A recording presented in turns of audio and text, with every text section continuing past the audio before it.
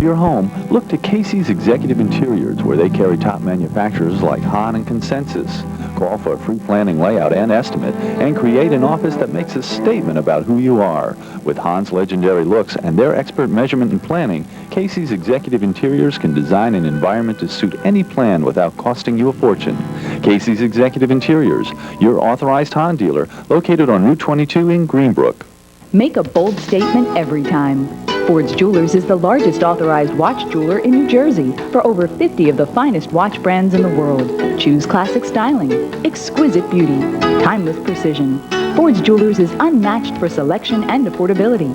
We also have a stunning selection of collectibles and gifts like Hummel, Disney Classics, Yadro, and much more. Gifts to be treasured for a lifetime. There's only one Ford's Jewelers. Fine jewelers quality, always at a price that will please you. Live from News 12 New Jersey studio in Edison, it's Jersey's Talking. With guest host Walt Kane. Let me get my voice cleared there. Yes, tonight Walt welcomes authors of The Beach Bum's Guide to the Boardwalks of New Jersey, Richard Handschuch and Sal Marino. From Bold Girls, producer and actress Sasha Eden and actress Denise Lute. Plus, coming back to me, author Caroline Leavitt. Welcome home, New Jersey! Boy, I'm good. Thank you, George. Hello, everybody. I'm Walt Kane and Frilly Leonard. A little bit of tag team announcing going on this evening here on Jersey's Talking. We have a number of guests for you. We'll get to that in just a minute. But first, a little bit on my mind that I thought I'd share with you. Several years back, there was a commercial on television. It started with an actor taking off his glasses rather dramatically and announcing, "I'm not a doctor, but I play one on TV." He then proceeded to give us some details on some pain reliever. Now, I don't remember how old I was at the time. I think I was probably still a kid, but I remember that even back then, there was something about that commercial that struck me as a little strange. After all, the guy admits right up front he's not a doctor, just an actor who happens to play one. So why do we even care what he thinks about pain relievers? Now, I know I wouldn't want George Clooney performing emergency surgery on me just because he once played a doctor. If I go to court someday, I don't want Dylan McDermott to be my attorney. And just because Martin Sheen, Hal Holbrook, and Michael Douglas have all played the president at one time or another, it doesn't make any of them qualified to lead the free world. Now, what brought all of this back to me tonight was a 3-page memo Barbra Streisand wrote the other day. It was addressed to top Democratic Party leaders, and it takes them to task for, in her words, being paralyzed, demoralized, and depressed by the election of George W. Bush and not doing enough to take back the Congress. Now, there are two problems here. First of all, Barbara and Alec Baldwin were both supposed to be out of town, flying out of the country on the first plane once Bush won the election. In fact, they're both still here. They're back lecturing the professional politicians on how to do their jobs. Second, perhaps most importantly, why do we really care whether Barbra Streisand approves of the Democratic Party strategy? How does the fact that she can sing make her an expert on politics? Now, unless you're thinking I'm picking on only the Democrats, let me say you can say the same thing about Charlton Heston. Why does his acting experience make him an expert on gun control? Last time I checked, he only played Moses in that movie. Now, the answer, of course, is that these people are not experts, and their opinion isn't worth any more than yours, or your barber's, or the guy who works behind the counter at your local deli. It's just another example of the cult of celebrity in this country. And if you find yourself giving extra weight to someone else's opinion just because they happen to be famous at something, then you're giving way too much credit to them, and not nearly enough to yourself. Coming up, we'll head for the Boardwalks of New Jersey, where Jersey's Talking continues.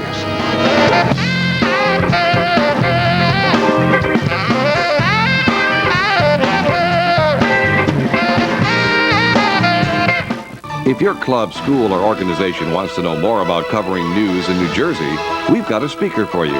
Invite News 12 New Jersey to speak at your next meeting. Your home could be under attack and you may not know it.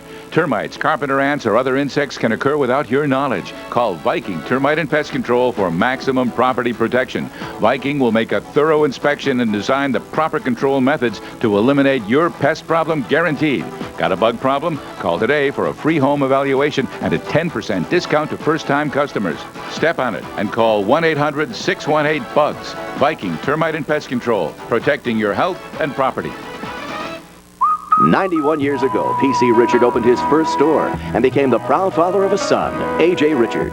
We're here over 90 years. We're going to be here another 90 years. When it comes to honesty, integrity, and reliability, you can't wish it.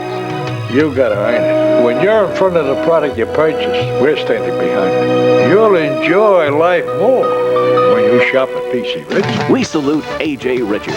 Richard is reliable.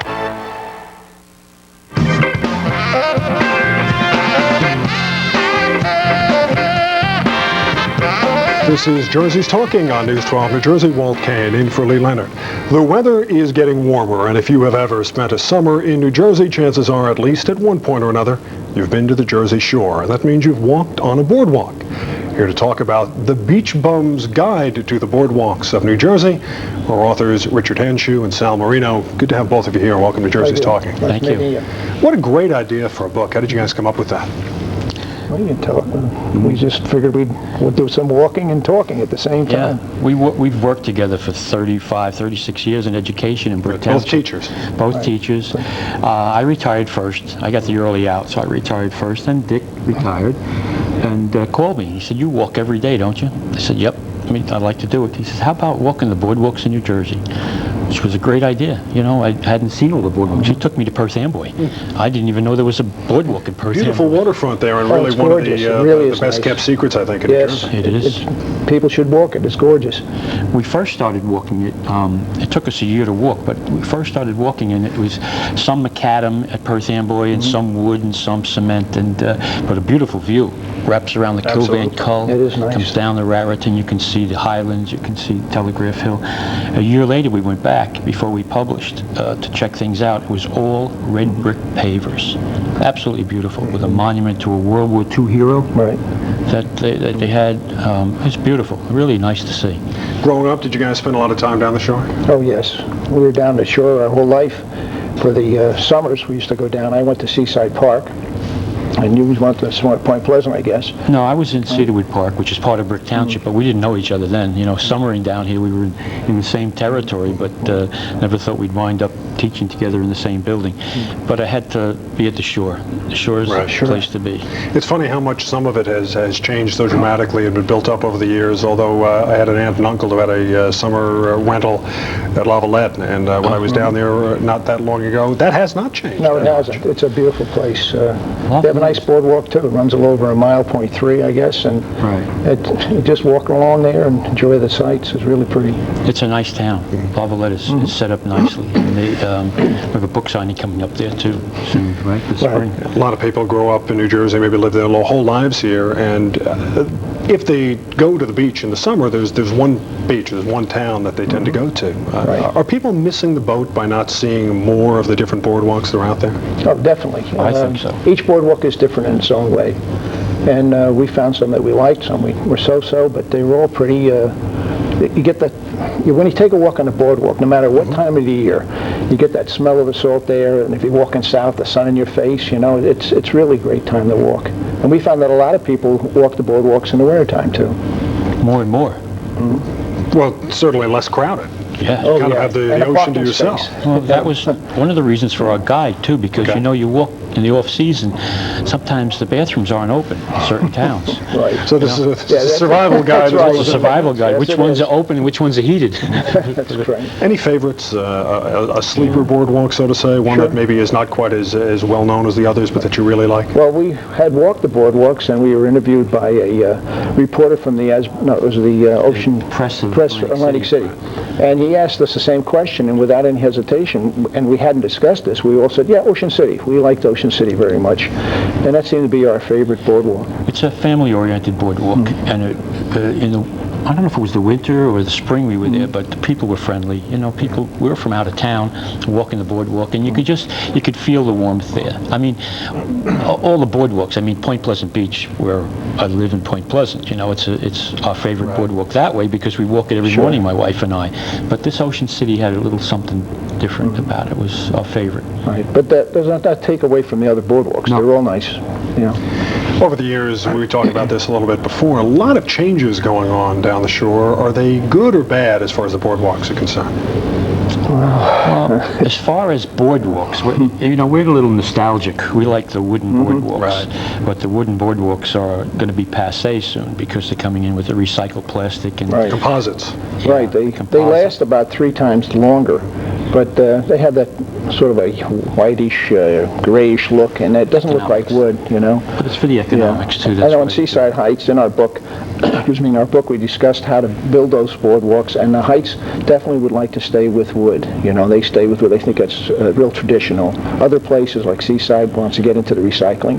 Yeah, we did a story, I think a couple of weeks back. I can't recall which town, but there's a boardwalk down the shore right now that's using wood from one of the rainforests, and that's right. That's become very controversial because the environmentalists say, why are you defoliating the rainforest to build a boardwalk? Yeah, it's great. It's smooth. It's great to walk on, but it's not. It's not the thing to do. There's southern pine they could use, and they have to change it, but rather have them use that than the rainforest wood. Yeah. As far as changes, there are changes going on, but the boardwalks aren't really changing. The boardwalks are being restored. They have a budget to restore them, and I think the big change is in the composition of what it is. But when a storm comes and knocks some of these boardwalks out, some of the towns don't rebuild. Right. I mean, you had a boardwalk that was the whole length of Bayhead, the whole length of the town, and each storm took a little more out. It wasn't replaced. It was never replenished. Right up until the 80s. I think it was like 86, 87, somewhere around there. It finally was gone, and there's no boardwalk at all. That's a change. That's because of the storms and things like that. But no real changes along the shore that way. Beach Haven was also one, and some of the boardwalks when they're moved out, people start moving the rocks and pilings in, and then they cover it over with macadam. And there's a couple places. We call it the boardwalks and promenades of New Jersey because they're promenades now. Well, yeah, you have a lot of paving stones, the bricks and things like that. Right. From a personal standpoint, are those as good as the old wooden boardwalks? No. Because the old memories are the wooden boardwalks, and I think most people like that. I think that's why Atlantic City and Ventnor gives you 7 miles of walking of boards. It looks nice. I mean, Atlantic City, the grandfather rolled boardwalks, that has the charisma. That was the boardwalk, and when you look to a model of a boardwalk, it's wooden, and it's in Atlantic City, and it's in New Jersey. We were asked the question, what about the other states that have boardwalks? That's great. They have nice boardwalks. We've seen some of them. But New Jersey Shore has just something a little magnetic about it. Great sense of history, too, isn't it? I know that when I've been down the shore, I've been walking along the boardwalks, I realize that, my aunts, my uncles, who knows, maybe my grandparents, although I don't remember that far back, were there when they were kids. Sure. And they're walking, not obviously the same plank, because the planks have been refinished, but the same walk that I'm walking on. Well, you talk to anyone from Jersey, and they'll have a story or somebody that was there, or they can remember when. But most of the boardwalks were there since about 1870. I guess they were built. 1868, 1870. They were first. So that's a long time for boardwalks, and of course every storm came along, cleaned them out, and then more came back. We need to take a quick break, but we will have more on the boardwalks of New Jersey when Jersey's Talking continues in a moment.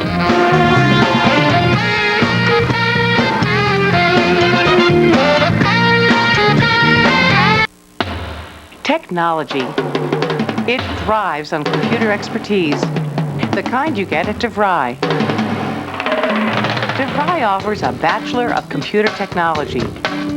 And when you earn the BCT at DeVry, you'll learn to apply computer principles to America's most exciting growth fields. Computer technology at DeVry. Earn it and thrive. Call 1-800-DeVry-11 for a higher degree of success.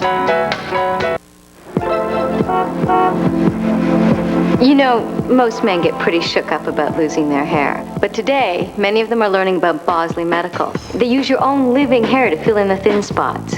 Just look at that. It really works. You can treat it like real hair because it is real hair. Your own naturally growing hair. So you don't have to worry about it. Bosley Medical is the world's most experienced hair restoration practice. For over 25 years, they have performed more than 130,000 procedures using the innovative micrografting techniques pioneered by founder Dr. L. Lee Bosley. Each surgeon of Bosley Medical is board certified and individually trained by me. So if you want to have your own naturally growing hair back, call this number for more information. We'll send you this free video and in-depth guidebook that gives you the real facts about hair restoration. There's no cost and absolutely no obligation. education. So do it for yourself. Call now and get the real results you've been looking for. It's your real hair. You can't do better than real. From News 12 New Jersey, a community outreach event. Saturday, April 28th is National CPR Day, and the American Heart Association invites you to learn CPR for free. People who know CPR know it can mean the difference between life and death in a medical emergency. With this free training, you can learn new ways to put your heart into it. National CPR Day training, April 28th at the College of New Jersey Rec Center in Ewing Township. Register for your session today. From News 12 New Jersey, as local news gets. This is News 12 New Jersey.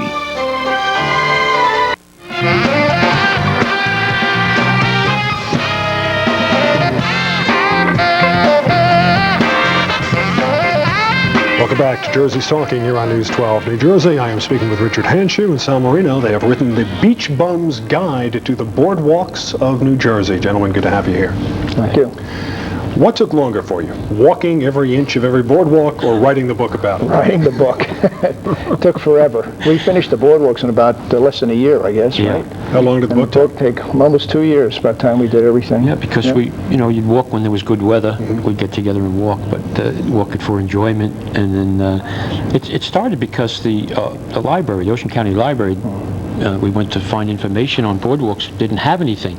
And the girl at the desk said, well, take some notes for us. We could use a pamphlet or anything. And we started taking notes, and it wound up with a lot more than a pamphlet. That's correct. Yeah. It did. We have some photos from your book, The Beach Bums Guide to the Boardwalks of New Jersey. We'd like to put them up. But what are we looking at right here?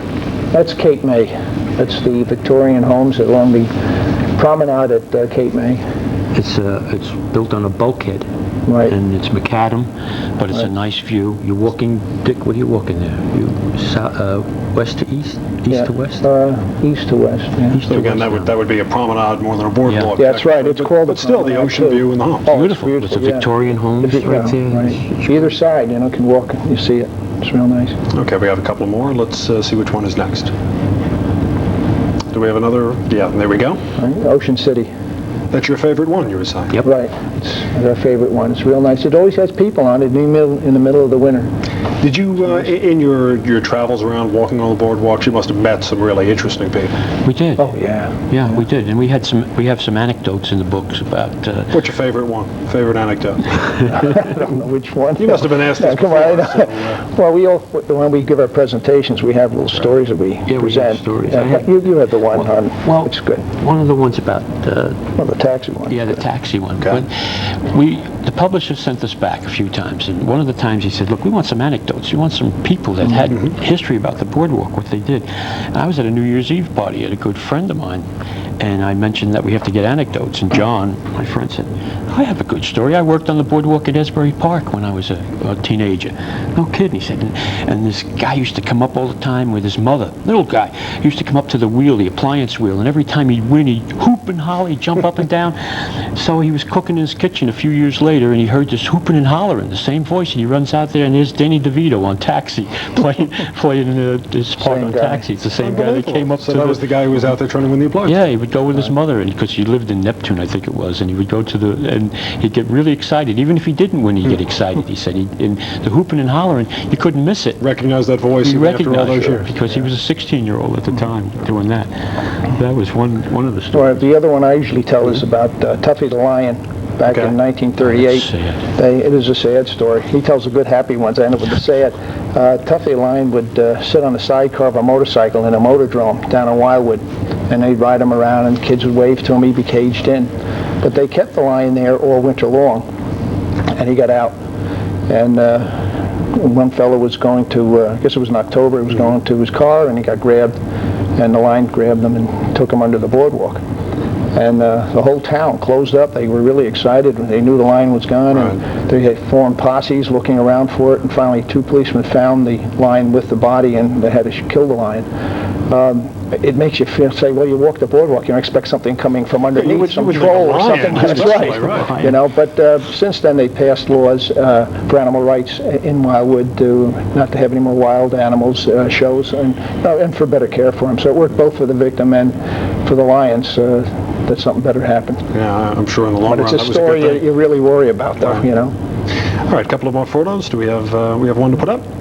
there with the Wildwoods by the Sea. That was, recognize that one right away. Sure.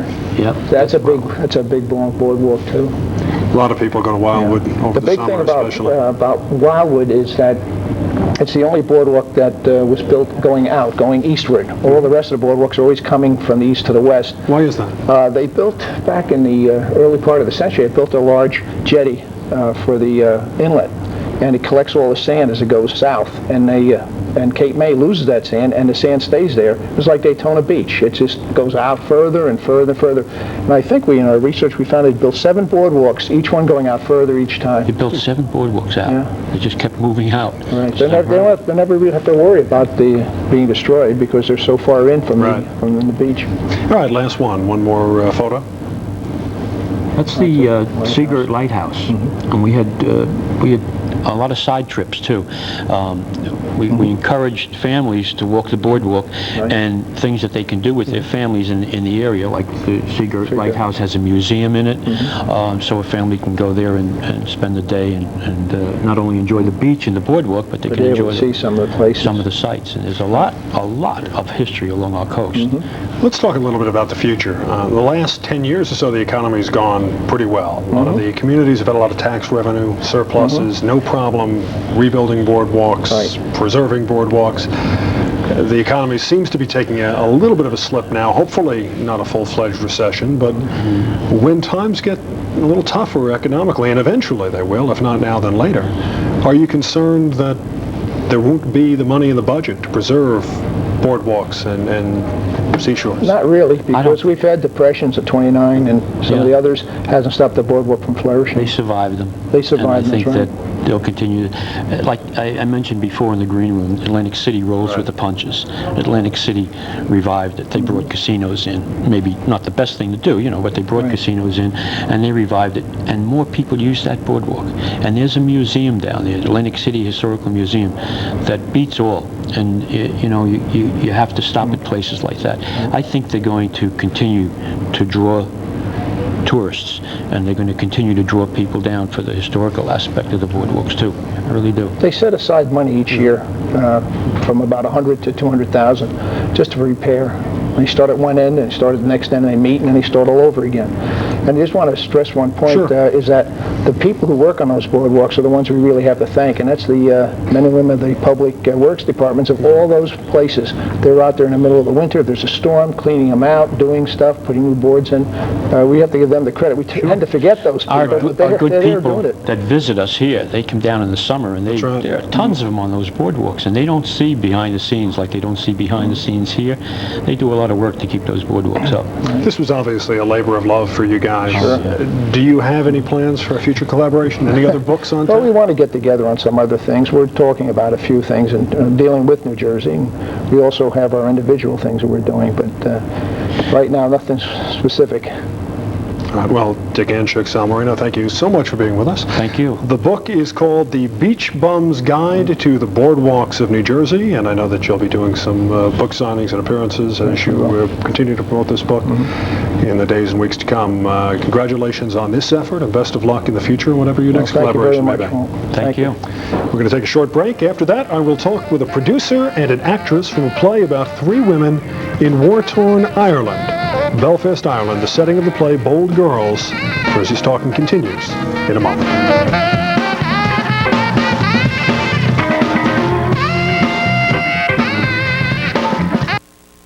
This portion of News 12 New Jersey is brought to you by The Medicine Shop of Nutley, a professional compounding center. We have a wide selection of surgical supplies and home health care needs here at the Medicine Shop. But we also have a highly trained staff that knows what you're going through and can make it easy and comfortable for you. When your doctor prescribes a fertility medication for you, you don't have to worry about running around looking for it. We have it in stock at the Medicine Shop all the time, and we'll be able to take care of any insurance requirement you may have. Jackie Sullivan has a tight schedule, and ShopRite's helping her stick to it without cutting corners. Her day starts with the freshest milk, Black Bear premium deli sandwiches for lunch, even a freshly roasted chicken for dinner, all at ShopRite's low prices. This week at ShopRite, U.S. Grade A fresh boneless skinless Tyson chicken breasts, $1.99 a pound. Red Globe or black grapes from the Cape are 99 cents a pound. And Stouffer's macaroni and cheese, half price, $1.24. Your home could be under attack and you may not know it. Termites, carpenter ants, or other insects can occur without your knowledge. Call Viking Termite and Pest Control for maximum property protection. Viking will make a thorough inspection and design the proper control methods to eliminate your pest problem guaranteed. Got a bug problem? Call today for a free home evaluation and a 10% discount to first-time customers. Step on it and call 1-800-618-BUGS. Viking Termite and Pest Control, protecting your health and property. A tailor is to your suit as a good mechanic is to your car. If your sleeves aren't right or your jacket doesn't lie smoothly, you're not going to look good. Which is why we see our master tailors as our most important accessory. After all, they make sure you look as good in our suits as you do in those that cost a lot more. Every day, more than 3,000 people buy a suit or sport coat at the Men's Warehouse. You're going to like the way you look. I guarantee it. 1-800-776-SUIT.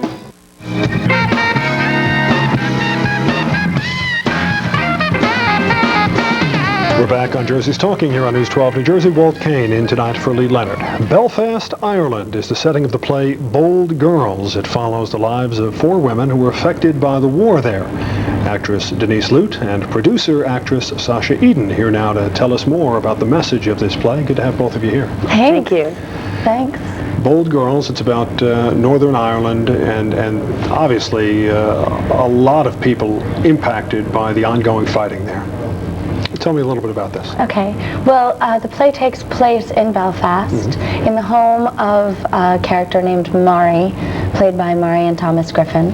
And it's really about these 3 women who struggle and cope, but really just want to have a good time and keep their day-to-day life. The women's experience in Belfast is very different from the men's. They're not fighting the same war. And it's what happens when a young apparition-like girl, which is me, comes into their life and unveils a lot of secrets and stirs up trouble. So it's a mystery that takes place in Belfast, and the backdrop is 1991 Belfast, which is the end of the Troubles, right before the ceasefire. Right, which is held only sporadically, but so far is holding at least a little bit. It's certainly better than it was. Yes. And the play is really about the women, though, and their lives and how they cope, how they entertain themselves, how they make themselves happy, how they seek to bring joy in their lives. Tell me about your character, Denise. I play Nora. I'm the old one in the group. I have these 3 fabulous, gorgeous young women around me. I play the mother of one of the characters who is struggling with her own feelings and emotions with this other main character who's played by Marion Thomas Griffin. And so I'm the one keeping the fort together. And Sasha, your character, you said before, is kind of mysterious. Yes. You don't know whether I'm a ghost or a real person at first. You don't know how old I am. The whole play keeps you guessing with my character. You're not really sure. How do you bring that to a performance? Maybe you're there, maybe you're not. I don't know. That's the director's job. I just figure out what my motivation is. But no, I don't know. It's written in the script, and you just take what's in the script, and you follow the lines, you follow the story, you find the relationship and the need that you have. My character is the one who creates a lot of the conflict, or brings out even more conflict. Trouble is what she is. And a bit of wee trouble. She comes in and stirs up the whole conflict. Now, you're not only an actor in this, you're also the producer. I'm co-producer. My partner and I, my business partner is Victoria Pettibone. Right. And we started this company called Wet 2 years ago. We did 2 shows written by Joyce Carol Oates for our first season. The second one was a rewrite that she did, inspired by the first production that we did. And this is our third piece, and our company works on transcending female stereotypes through entertainment. We aim to entertain, inspire, and educate. So that's our company's called WET, Women's Expressive Theater. Well, great. And that's it. And Denise, you guys open tomorrow night. Yes. So does that mean you're terrified, excited, or all of the above right now? Well, you know, I'm sort of the old one in the group, like I said, so I've been around long enough not to be terrified. No, we've had a great rehearsal process. We're ready for tomorrow night. We've been rehearsing for 6 weeks, and that gave us time to really research these women, find out who they are, what they bring to their life, and so we're going to bring that to the stage tomorrow night. You know, we're kind of ready for it. We had a preview kind of benefit performance where Judge Judy spoke afterwards. And so we get a sampling of what the audience is going to feel about what we're doing, and it's pretty exciting. Sasha, is the producer and you feel different than the actress in you? No, I'm not split in two. We're ready, you know. There you come to a point when you're acting and when you're producing where you definitely need the feedback, because the beauty of theater is so much about the live experience and the adrenaline and the magic that happens. I mean, it really is feel like magic. And while this show is set behind with this war-torn Belfast as its backdrop, it's very much a comedy. There's a lot of humor, there's a lot of jokes and playing back and forth that only comes alive when you've got the audience there that's giving you that spark, that feedback. And so we're really anxious to have the audience there laughing with us. Tell me a little bit about your backgrounds. Was this something you always wanted to do from the time you were a little girl? You were going to be an actress, you were going to be a producer? Yes, I never wanted to do anything else but act. And when I graduated college, I worked when I was a child. I lived in Manhattan all my life, and I worked as an actor growing up, and then I went to college. And when I got out of college, some of the parts and the opportunities that were out there for me and a lot of my talented friends weren't as exciting as I wanted them to be, and so instead of WET comes in? And that's where WET came in. And my business partner, who's a casting director, felt the same way. She would see scripts pouring into her boss's office and things that she was casting and working on, and there were just these pigeonholed parts for women much more frequently than the rare, beautiful, challenging, strange piece, from like Sex and the City to an Anna Deavere Smith piece, or the Vagina Monologues by Eve Ensler. Those are all such different pieces, and there's very few like that out there. And so we decided to create a home or a haven to produce those vehicles so that there's something like that out there constantly. Denise, how about you? Your background? How did you get to where you are now? I only wanted to be an actress, except of course it was a while ago. Actually, I did want to be a lawyer there for a short time. But I moved to New York back when some of the wonderful, I came right out of high school, straight to New York, and some of the fabulous old teachers were still around, like Lee Strasberg and Stella Adler. And so I had some really wonderful, wonderful teachers and great experiences working with directors like Elia Kazan, people who you don't see around too much anymore, although Aaliyah's still alive and well. But to come to New York, and I've just sort of pursued my career over the past 28 years consistently. And while I certainly haven't gotten enough fame to write a 3-page letter that anyone would be very interested in reading, I work pretty consistently. It's great. I have a great time. But the energy in this young women's group is very exciting. They're a terrific young group. It's wonderful to be a part of it. And it has to be a different experience from what it was like when you came to New York right out of high school, sort of. Oh, very much so. I mean, that was when the old school was still alive and well, and people were still looking at women particularly as objects, very much so. It was very tough for a young, fairly decent-looking young woman to get by without being compromised in some way. And there certainly weren't the job opportunities available today that we're coming up with. Need to take a quick break, but we will talk more with Sasha and Denise when Jersey's Talking continues. Stay with us.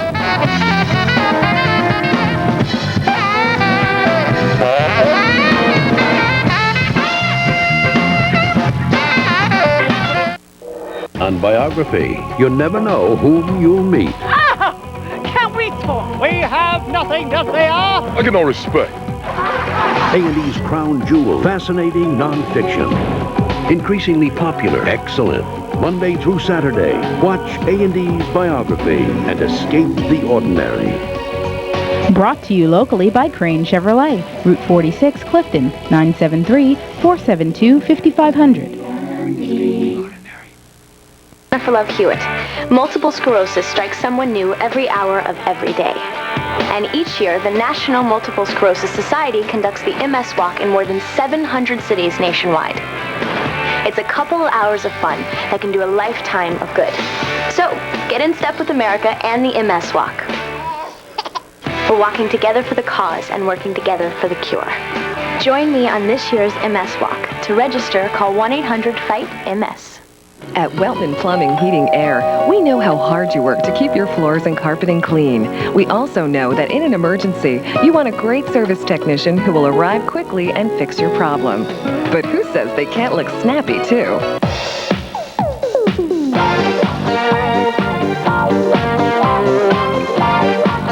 Those Weltman guys can really shake their booties. For home emergency repairs or maintenance all year round, call 1-888-WELTMAN. You can now pay less for new tires. It's easy. ETD Discount Tire Centers has the guaranteed lowest price on the brands you want. With New Jersey's largest tire selection, we always have the right tire at the right price. It's easy. Call 1-800-NEW-TIRE and tell us what you drive, and we'll do the rest for you. Our professional staff will have you back on the road fast. ETD Discount Tire Centers makes it easy for you to pay less for new tires.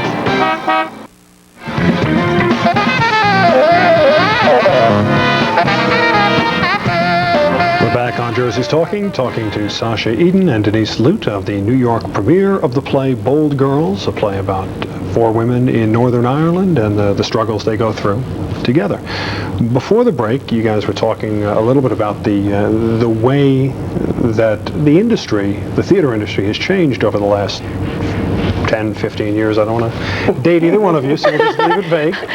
But 15, 20, 25, it's all right. Denise, do you ever envy people like Sasha who can come into this business today when it's different than it was for you? Well, I think it's a better business for people like Sasha. You know, in the old days, I was saying during the break, we were confronted with the old school fellas who would kind of give you the old casting couch line, you know. And today, I think we're more politically correct. We're more aware. We're you know, there's too much trouble if you make those kind of old-fashioned choices. So that today the young women can come in and create a theater group for themselves, find a theater, find a great play, which this one is. I mean, that's the first thing I ask. Where did you find this play? And put it up for themselves. I think that wasn't as easy 25 years ago as it is today. You had theater groups, and certainly it was all right, but today it's much easier. I'm not envious. I'm just a part of it. I love it still. How about you grateful that you came of age when you did and not 20 years ago?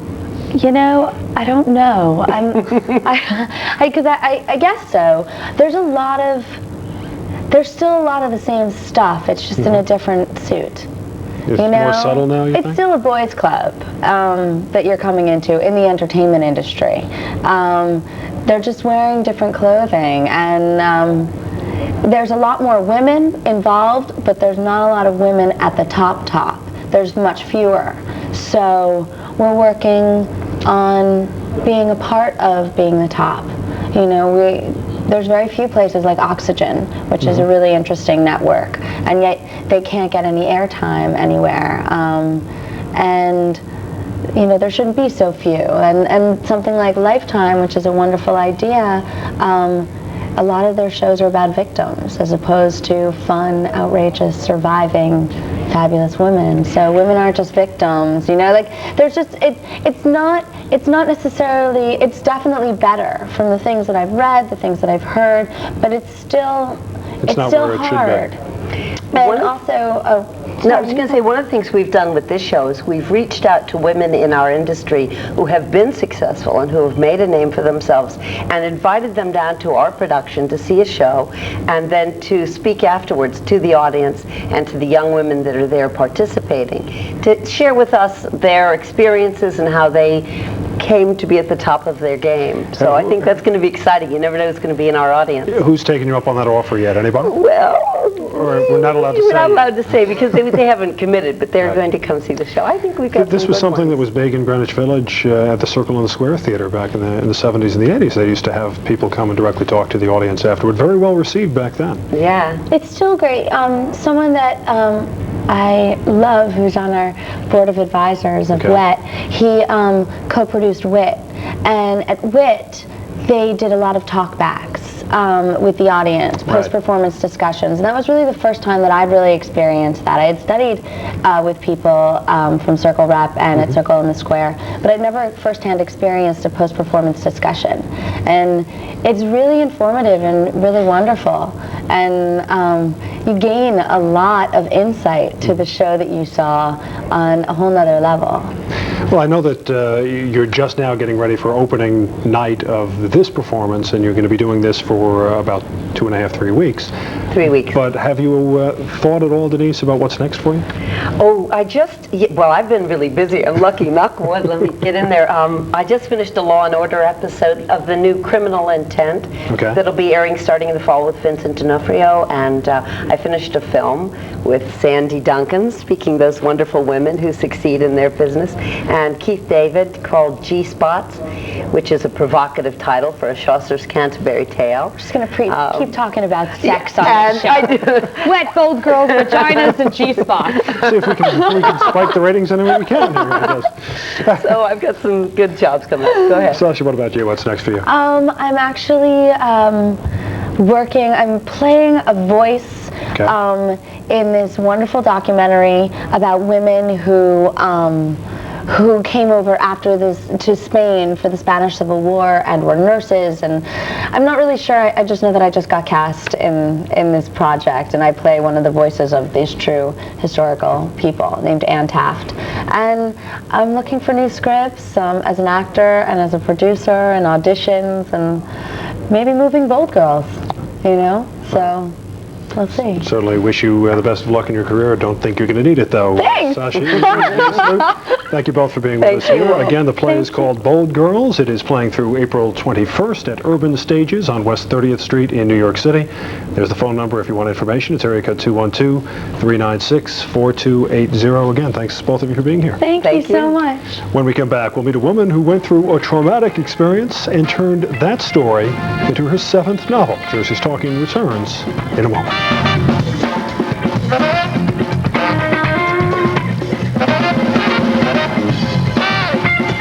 Do you have a festival, meeting, or event New Jersey needs to know about? Send the info to this address. Then watch for it on the community calendar on News 12 New Jersey. Make a bold statement every time. Ford's Jewelers is the largest authorized watch jeweler in New Jersey for over 50 of the finest watch brands in the world. Choose classic styling, exquisite beauty, timeless precision. Ford's Jewelers is unmatched for selection and affordability. We also have a stunning selection of collectibles and gifts like Hummel, Disney Classics, Yadro, and much more. Gifts to be treasured for a lifetime. There's only one Ford's Jewelers. Fine jewelers quality, always at a price that will please you. We have a service here at the Medicine Shop of Nutley called Direct Insurance Billing Service, or DIBS.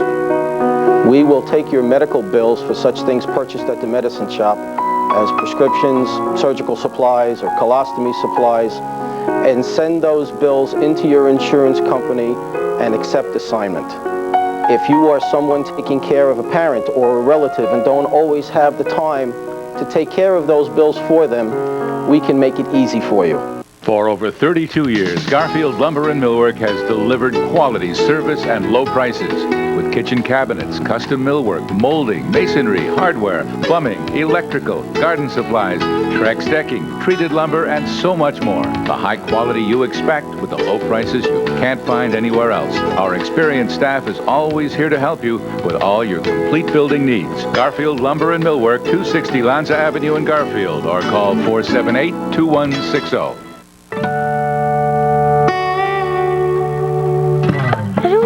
Take a nap. Mommy, where are my socks? Have you seen my black belt? He's looking at me. There's a knot in my shoe. Honey, where are my keys? Mommy, I'm starving. Mom, where's my backpack? Ford Taurus is designed to meet the highest safety rating ever. Because heaven forbid, you should have a real problem. Lisa Taurus, just $259 a month for 36 months with $25.32 due at signing. Visit your Tri-State Quality Ford store.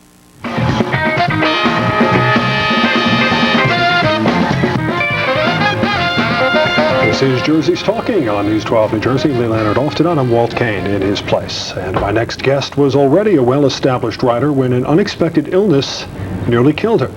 Caroline Leavitt has based her newest novel, Coming Back to Me, on that experience, and she joins us now. Caroline, good to have you here. Hi. What happened to you sounds in and of itself like the plot of a book or a movie, a dream pregnancy that really just turned into a nightmare in a hurry.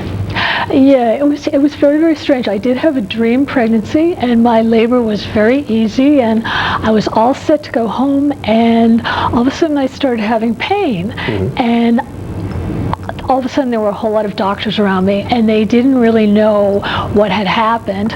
And the next thing I remember is it was like in a movie. I woke up and there was a whole ring of doctors around me, and I couldn't move, and they were staring down at me saying, "Do you know where you are? Do you know what's happened to you?" And I looked up at How long had you been out at that point? I had been out 2 weeks. Wow. 2 weeks. And I looked up at the wall, and there was a huge mimeographed photograph of my son that I had never seen before. And underneath it, written in my husband's hand, it said, "Get well, Mommy, I miss you." And I remember looking at it saying, "Get well, like what's going on?" And I didn't know what had happened. And they began to gradually tell me, this was a rare blood disorder, factor VIII inhibitor. It's called a factor VIII inhibitor. It basically what it is, your body attacks itself, and my blood stopped clotting. And it's very, very rare. It's like 1 in a million cases, and they didn't know how to stop it. So they were basically keeping me sedated in a comatose state and taking me into the operating room and taking me out and trying different things. And it took them a very long time to figure out what would work. And it took me about a year to get better. 5 operations, several near-death experiences. Yeah. The interesting thing about the experience is because the procedures were so painful, they gave me memory blockers. So I don't remember a whole lot of what happened. The points where I would remember things, it would be mostly that I couldn't remember my husband visiting me, and I couldn't remember ever seeing my baby. So I would continually badger the doctors and say, "Well, where's my husband? Why can't I see my baby?" And they would say, "Oh, you just saw him this morning." And I started thinking, well, what is going on here? This is a conspiracy. I just couldn't remember. That must have been unbearably difficult. Well, it was difficult at the time, and then they would give me more of these memory blockers, so I wouldn't remember it. So it didn't start to really be difficult until I came home. And then I became very uneasy because I knew something had happened, but I wasn't sure what, and I couldn't remember. So I started asking friends and my husband, and they filled in the memories. And then I started writing about them, and that became the book. And this book, Coming Back to Me, is based, at least in part, on your experience, although it's not an autobiographical. No, it's mostly based on a lot of what friends told me about what went on. When I started to write it from my husband's point of view, because I just couldn't fathom how difficult it must have been for him to find himself a single father all of a sudden, and just not knowing if I was going to live. And then the characters came up, and then I started making things up. And the characters in this book are Gary and Molly. They're newlyweds? They're newlyweds. And she winds up in a coma, much like you did. Well, she has many more dramatic things happen to her. Well, you take a little bit of literary license. She's in a coma for about 2 months. I was basically in a comatose state for 2 weeks. Did it help you at all emotionally to write this? Yep. Yeah, it did. I really didn't want to write the book at first, but people kept telling me, it's such a dramatic thing that I should. And I found that as I was writing about it, the nightmares that I was having stopped, and I began to feel better, and I began to feel more in control of my life. And it did help. And you had talked just a couple of moments ago about not having the memories and friends filling the memories in for you. Was that painful or reassuring, or both at the same time? It was both at the same time. It was painful because it was scary to hear some of the things they were talking about, and it was painful because I didn't like thinking of my husband, you know, having to go through that, or my friends and my family. But it was reassuring because it was like filling in the blanks for me, because I just couldn't remember any of it. Well, we're going to take a quick break, but we will have more with Caroline Leavitt when Jersey's Talking returns.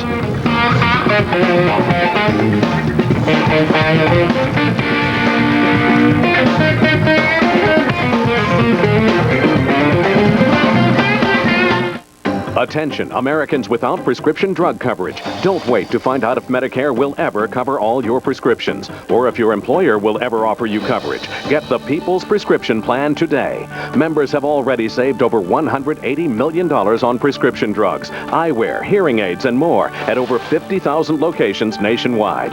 Your household is covered for just $7.95 a month with no limits on use, so the savings can really add up. And as a special offer, when you call today, you pay just $2.95 for your first month, a savings of $5 off the regular price.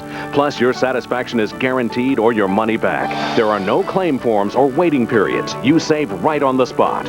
So don't wait for the politicians or your employer to decide if they're going to help you with prescription costs. Save now with the People's Prescription Plan. Call 1-800-492-8800 for free information on the People's Prescription Plan. 1-800-492-8800. Call now. I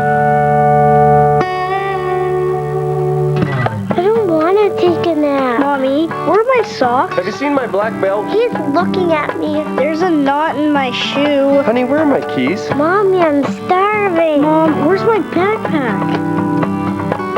Ford Taurus is designed to meet the highest safety rating ever, because heaven forbid, you should have a real problem. Lease a Taurus, just $259 a month for 36 months with $25.32 due at signing. Visit your Tri-State Quality Ford store.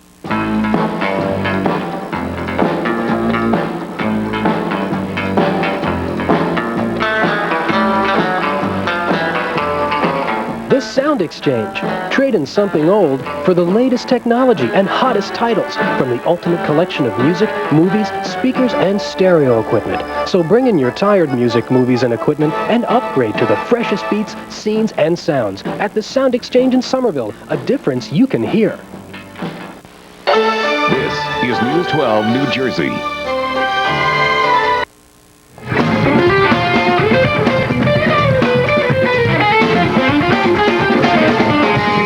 Welcome back to Jersey's Talking. Walt Kane in for Lee Leonard, and I am talking with author Caroline Leavitt. Her new novel, Coming Back to Me. This novel, as we talked about in the last segment, loosely based on, or at least inspired by your experience when you wound up in a coma. There were certain things that you changed for the book, some of which you said was designed to make it a bit more dramatic.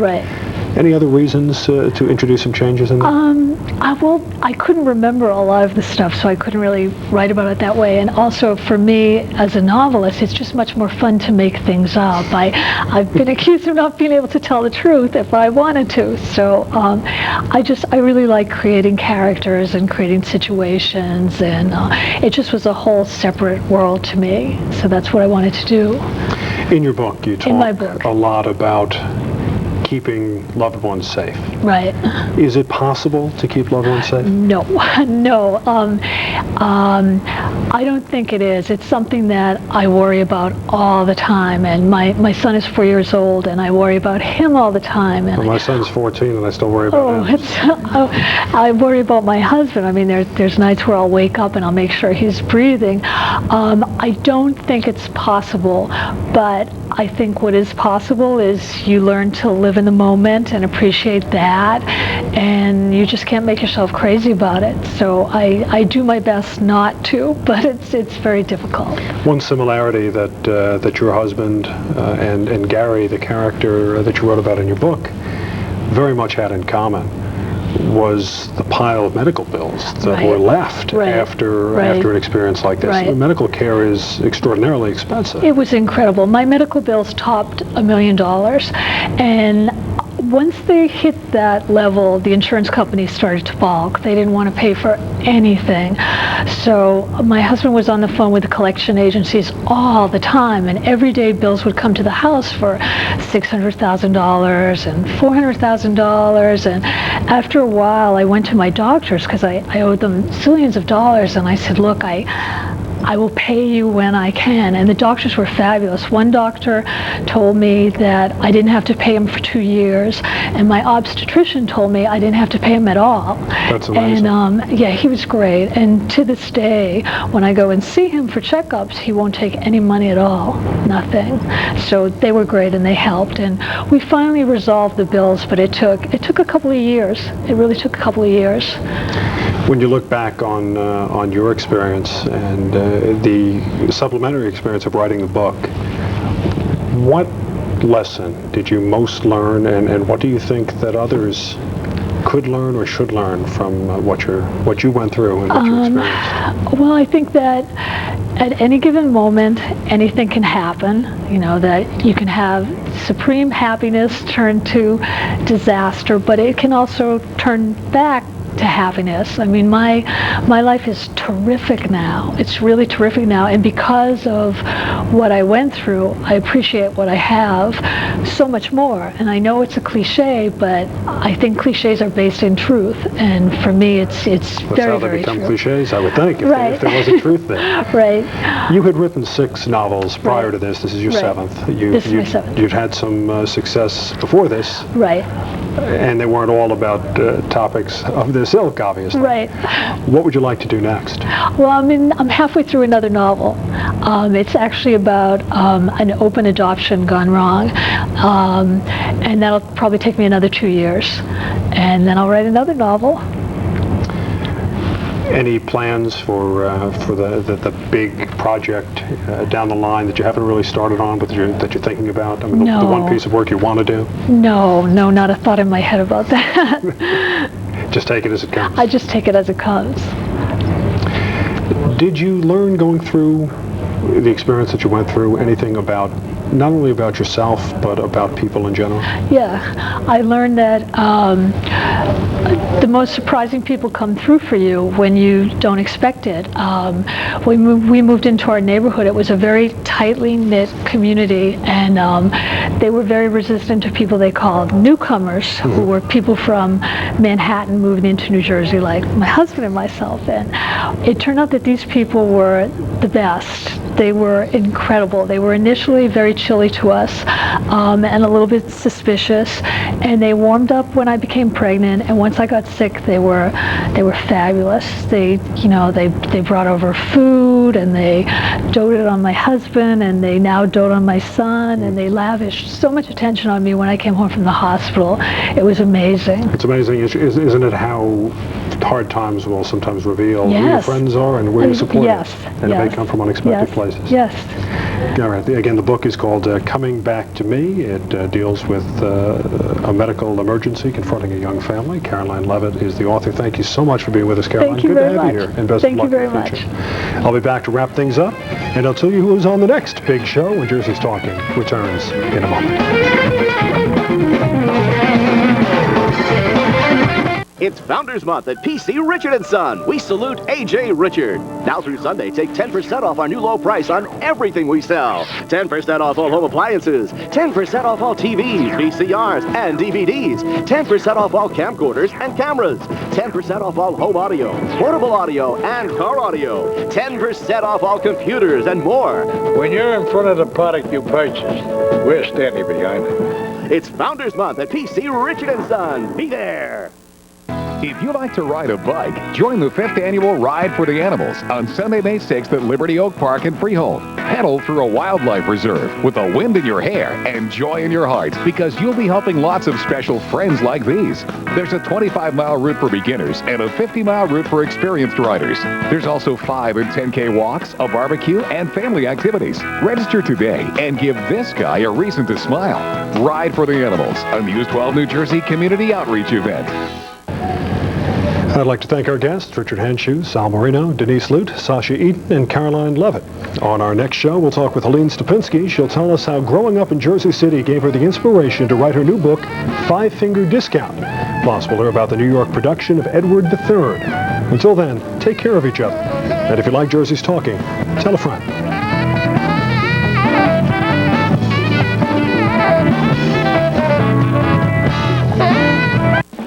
Hi, I'm Jennifer Love Hewitt. Multiple sclerosis strikes someone new every hour of every day.